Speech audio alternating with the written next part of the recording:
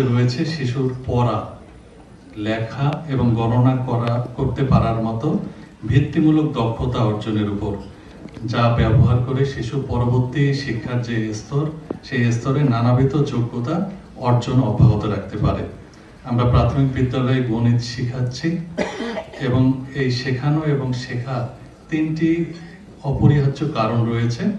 একটা হচ্ছে গণিত দৈনন্দিন জীবনের প্রয়োজনীয় মৌলিক দক্ষতা প্রদান করে। এরপরেরটি হচ্ছে গাণিতিক ধারণা, সমস্যা সমাধানের দিকে আমাদের ক্ষমতা সৃষ্টি করে, যা জীবনের সকল ক্ষেত্রে এবং ভবিষ্যতের শিক্ষার জন্য মূল্যবান। এবং আরেকটি বিষয় হচ্ছে প্রাথমিক বিদ্যালয়ে গণিতের উপর দৃঢ় দখল উচ্চ বিদ্যালয় এবং তারপরেও বীজগণিত, জ্যামিতি এবং ক্যালকুলাসের মতো জটিল বিষয়গুলিতে সাফল্যের মাধ্যম তৈরি করে। তো আমরা আমাদের যে শিক্ষা ব্যবস্থায় গণিতের নিয়ম জানার পাশাপাশি শুধুমাত্র নিয়মটা জানার মধ্যে আমরা নিজেদেরকে সীমিত করে রেখেছি, সেই নিয়মটাকে কিভাবে আমরা বাস্তবে প্রয়োগ করব, এই বিষয়টাও কিন্তু গুরুত্বপূর্ণ।